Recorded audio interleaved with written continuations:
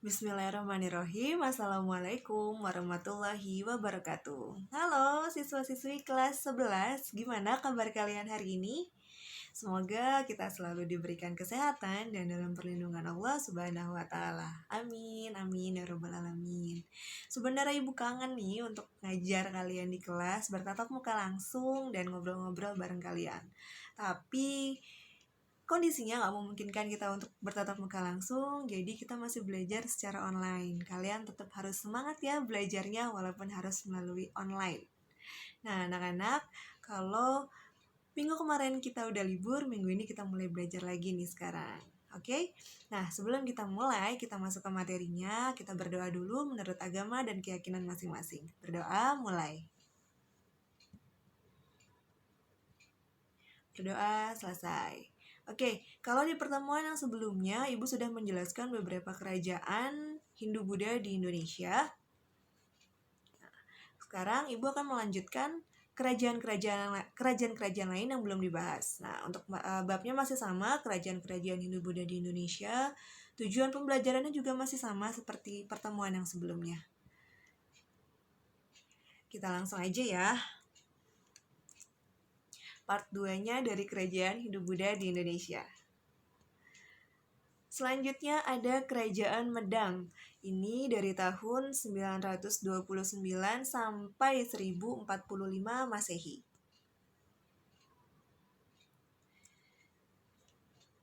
Pusindok adalah pendiri dinasti Isyana Kerajaan Mataram periode Jawa Timur sekaligus sebagai raja pertama bergelar Sri Maharaja Rakaihino Sri Isana Wikrama Dharma Tunggadewa.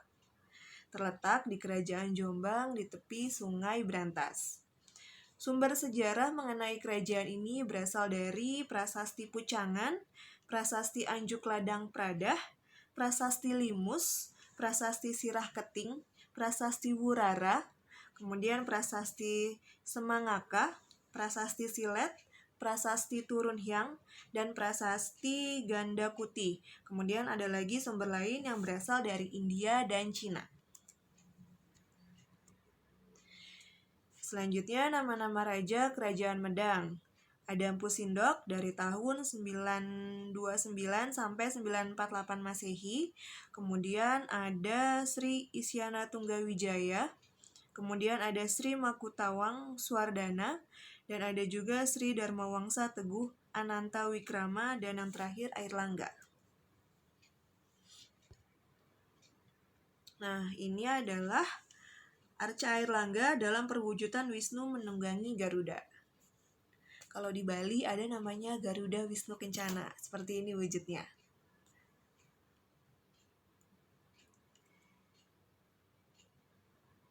Nah, kemudian ini peta Kerajaan Medang. Kalian bisa lihat detailnya. Ini pada masa periode Jawa Tengah dan Jawa Timur.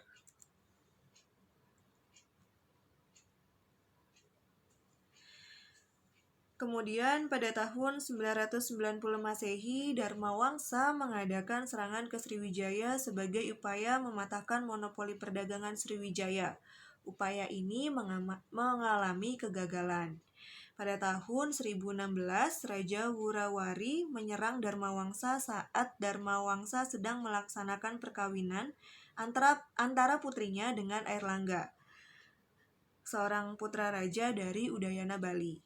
Peristiwa ini menewaskan Dharmawangsa dan seluruh keluarga kerajaan. Hanya Airlangga yang berhasil menyelamatkan diri dan bersembunyi di Wonogiri, hutan gunung bersama Norotama, pengikutnya, dan hidup sebagai seorang pertapa.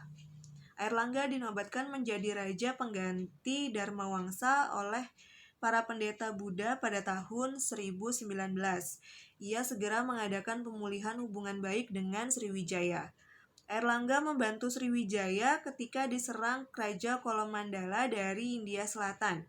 Selanjutnya tahun 1037 Airlangga berhasil mempersatukan kembali daerah-daerah yang pernah dikuasai oleh Dharmawangsa. Airlangga juga memindahkan ibu kota kerajaannya dari Daha ke Kahuripan.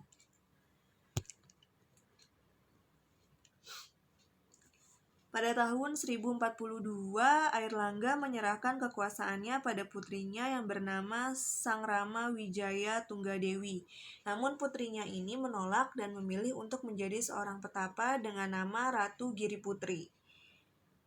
Selanjutnya Airlangga memerintahkan Pubarada untuk membagi dua kerajaan, yaitu Panjalu dengan ibu kotanya di Daha dan Jenggala yang beribu kota di Kahuripan. Hal ini dilakukan untuk mencegah terjadinya perang saudara di antara kedua putranya yang lahir dari para selir. Kehidupan ekonomi kerajaan ini banyak bergantung pada pelayaran dan perdagangan. Pada masa pemerintahan Airlangga, pelabuhan Hujung Galuh di Muara Kalibrantas diperbaiki dan kemudian menjadi bandar perdagangan yang ramai. Dibangun pula bendungan Waringin Sapta yang difungsikan untuk mengaliri sawah-sawah penduduk dan mencegah luapan Kalibrantas. Untuk bidang sastra, kitab Mahabharata disadur dalam bahasa Jawa kuno masa Dharmawangsa, masa pemerintahan Airlangga, dan Pukanwas mengubah kitab Arjuna Wiwaha. Yang berikutnya adalah Kerajaan Kediri dari tahun 1045 Masehi sampai 1221 Masehi.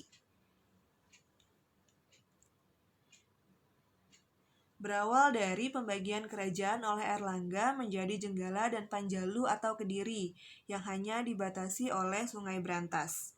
Setelah Airlangga wafat pada tahun 1049 Masehi terjadi perang antara Jenggala dan Panjalu yang berakhir dengan kekalahan Jenggala yang kemudian mempersatukan perpecahan antara Panjalu dan Jenggala. Sumber sejarah Kerajaan Kediri didapat dari Prasasti Padlegan, kemudian Prasasti Panumbangan, Prasasti Hantang atau Ngantang, Prasasti Talan, dan Prasasti Desa Jepun. Nah, ini ada juga contoh dari Prasasti Hantang. Selanjutnya, raja-raja yang memerintah di Kediri.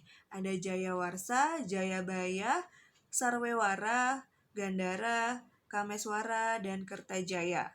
Kehidupan ekonomi kerajaan ini berasal dari pertanian, yaitu beras, kemudian pelayaran, armada laut Kediri yang cukup tangguh, dan benda-benda yang diperdagangkan seperti emas, perak, gading, kayu cendana, dan hasil bumi lainnya.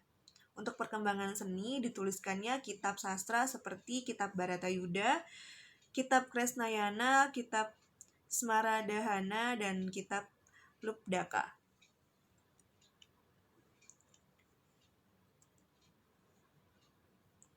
Kemudian, Kerajaan Kediri mencapai puncak kejayaan pada masa Jayabaya.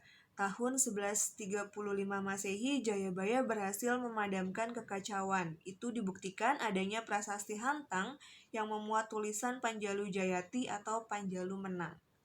Kekuasaan Kediri berakhir pada masa Kertajaya. Pada masa Kertajaya terjadi pertentangan karena raja berlaku sombong dan berani melanggar adat. Para Brahmana mencari perlindungan kepada Ken Arok, seorang penguasa di Tumapel.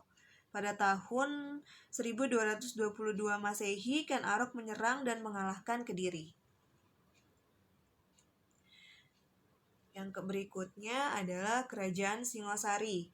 Ini pada tahun 1222 sampai 1292 Masehi.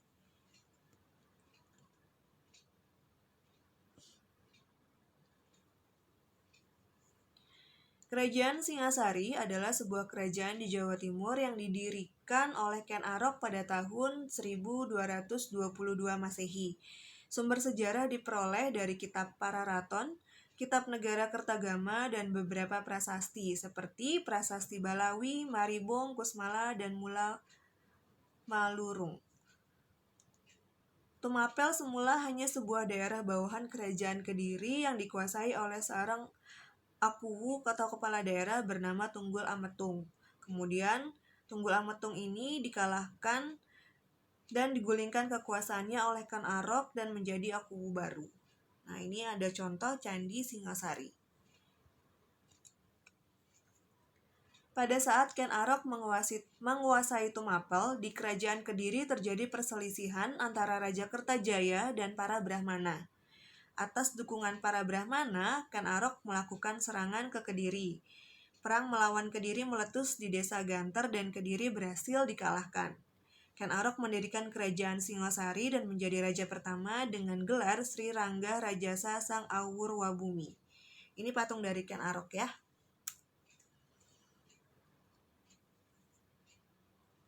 Kemudian kerajaan Singosari mencapai puncak kejayaannya pada masa pemerintahan Kertanegara. Kertanegara berhasil memperluas kekuasaan ke beberapa daerah, diantaranya Bali, Kalimantan Barat Daya, Maluku, Sunda, dan Pahang.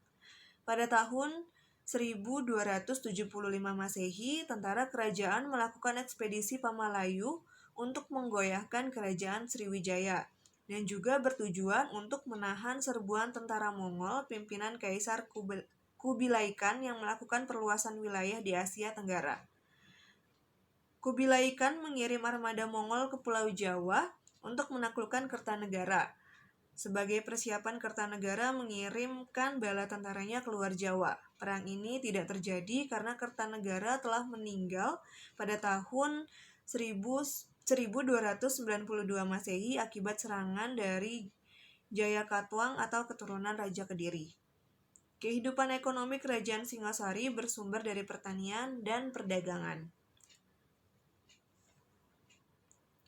Yang berikutnya adalah kerajaan Majapahit dari tahun 1293 sampai 1500 Masehi.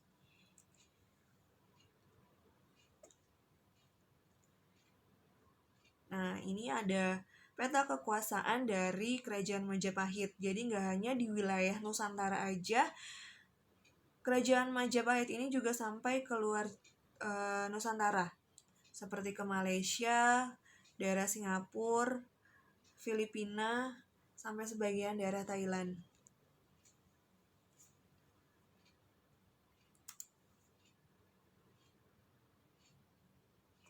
Majapahit berdiri sekitar tahun 1293 Masehi dan dianggap sebagai kerajaan Hindu-Buddha yang terbesar dalam sejarah Indonesia. Sumber sejarah yang didapatkan antara lain dari Kitab Pararaton, Kitab Sutasoma, dan Kitab Negara Kertagama. Kemudian dari Prasasti Gunung Butak, Prasasti Kudadu, Prasasti Blambangan, dan Prasasti Langgaran. Ini adalah contoh dari Kitab Negara Kertagama. Munculnya kerajaan Majapahit erat hubungannya dengan keruntuhan kerajaan Singosari. Raden Wijaya merupakan menantu Kertanegara yang berhasil meloloskan diri dan mendapatkan pertolongan dari Arya Wiraraja, Bupati Sumenep, agar mendapat pengampunan dari Jayakatwang dan diberi tanah di hutan tarik dekat Mojokerto.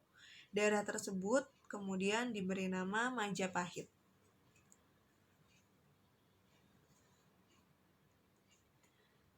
Raden Wijaya menyusun kekuatan untuk menyerang balik Jayakatwang dengan bantuan tentara Mongol. Akan tetapi, Raden Wijaya juga berbalik menyerang pasukan Mongol. Keberhasilan mengalahkan Jayakatwang dan menghancurkan tentara Mongol mengantarkan Raden Wijaya menjadi penguasa di Jawa Timur dengan gelar Kertarajasa Jayawardana. Ini adalah simulasi perkembangan Kemaharajaan Majapahit bermula di Trowulan Majapahit, Jawa Timur pada abad ke-13.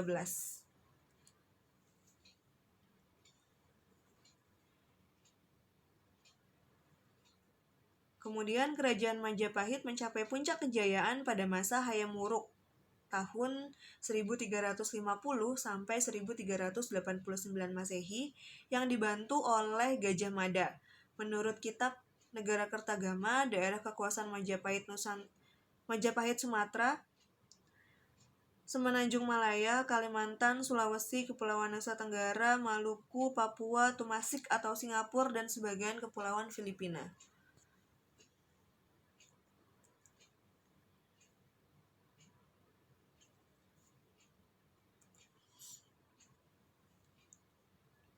Dalam bidang ekonomi, Majapahit berkembang menjadi negara agraris dan negara maritim.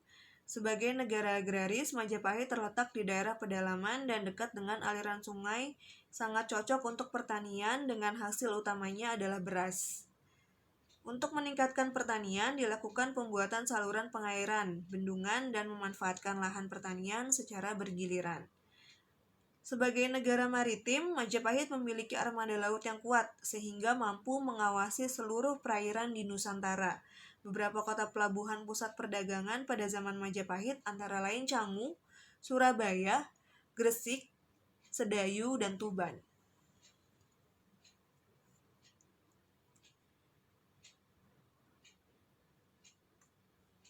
Di bidang sastra ada kitab Negara Kertagama, ada kitab Sutasoma. Kemudian di bidang seni, banyak bangunan candi telah dibuat, seperti Candi Penataran dan Sawentar di Blitar, Candi Tigawangi dan Surawana di Pare Kediri, Candi Tikus di Trowulan Mojokerto, dan sebagainya. Ini ada contoh-contohnya, ada Candi Tikus, Candi Bajang Ratu, Candi Surawana, Candi Penataran, dan Kitab Negara Kertagama.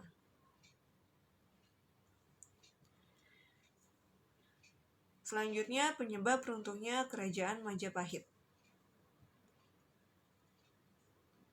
Penyebab runtuhnya Kerajaan Majapahit berakhirnya pemerintahan Hayam Wuruk, terjadi perang saudara atau perang Paregreg pada tahun 1401 sampai 1406. Meluasnya pengaruh Islam pada saat itu, serangan pasukan Demak di bawah pimpinan Adipati Unus. Nah, tugasnya masih sama kayak pertemuan yang sebelumnya. Kalau yang sebelumnya kalian juga menyebutkan peninggalan-peninggalan kerajaan dari yang Ibu jelaskan tadi. Nah, sekarang juga sama, sebutkan peninggalan-peninggalan dari kerajaan-kerajaan yang dijelaskan. Sertakan gambarnya. Tugas juga dikumpulkan di Google Classroom, kodenya masih sama, dan jangan lupa absen sebelum jam 12. Jangan lupa disertakan nama lengkap kalian. Oke?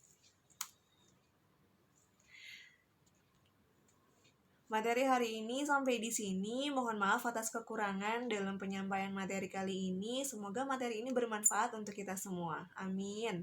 Nah, anak-anak, sampai ketemu lagi minggu depan di pertemuan selanjutnya. Assalamualaikum warahmatullahi wabarakatuh.